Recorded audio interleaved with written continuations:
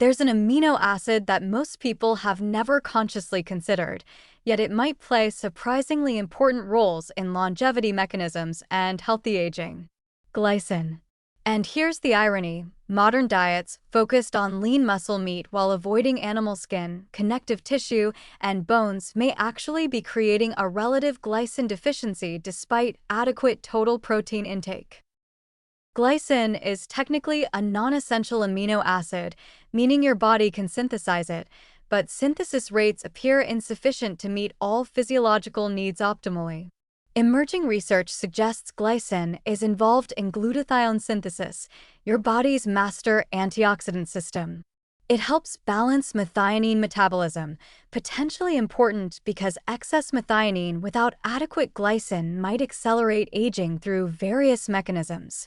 Glycine also supports collagen formation, sleep quality, and various detoxification processes.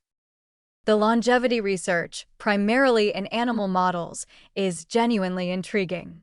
Glycine supplementation has extended lifespan in various organisms, with proposed mechanisms including improved mitochondrial function, reduced oxidative stress, and anti-inflammatory effects. Human longevity studies are obviously much longer and more complex, but the biological plausibility is strong enough to warrant attention. Here's the dietary reality. Muscle meat, which dominates most modern omnivorous diets, is relatively low in glycine while being high in methionine. The ideal balance may involve more glycine than typical modern eating provides. Traditional diets that included skin-on poultry, bone broths made from connective tissue, and nose-to-tail eating naturally provided abundant glycine. Modern preferences for lean cuts and boneless, skinless preparations have shifted this balance unfavorably. Bone broth has become trendy, and for once, there's actual nutritional justification for the trend.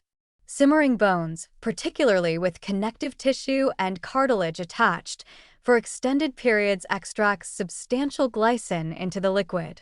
A cup of properly made bone broth can provide several grams of glycine.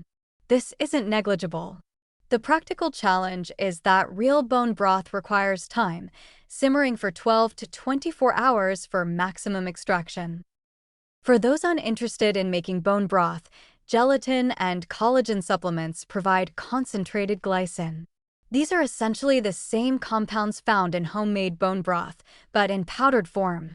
Typical collagen supplements provide roughly 3 grams of glycine per 10-gram serving.